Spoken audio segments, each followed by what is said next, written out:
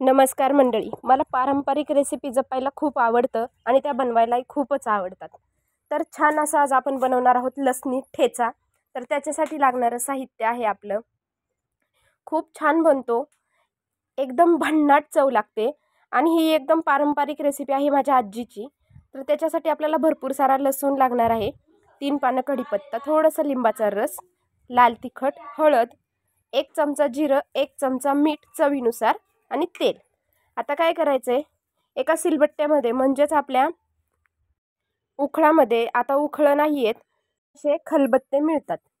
तर आता हे चांगलं टेचून घ्यायचे लसूण आणि मीठ. नंतर आता याच्यामध्ये आपल्याला घालायचे एक हिरवी मिरची, आलं आणि आपण कढीपत्त्याची घेतलेली पानं आणि 1 चमचाभर जिरं. जिऱ्याने खूप छान टेस्ट येते या चटणीला. आता हे छान ठेचून घ्यायचं आहे आपल्याला अगदी बारीक होईपर्यंत.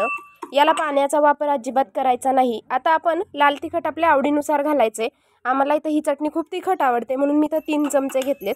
आता फिरवून घ्यायचे.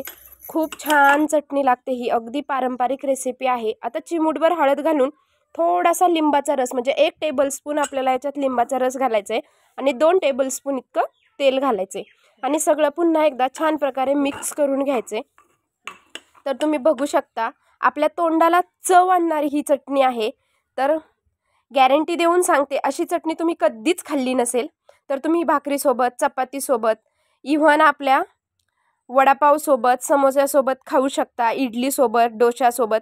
इतकी छान झाली आहे ही चटणी, तुम्हाला सांगू. टेस्ट केली आहे मी, खूपच छान. अगदी आजीच्या हातची आठवण झाली, इतकी छान ही चटणी झालेली आहे. तर ही लसणी चटणीची रेसिपी तुम्हाला कशी वाटली मला कमेंट करून सांगायला विसरू नका आणि आवडली तर सबस्क्राईब करायलाही विसरू नका.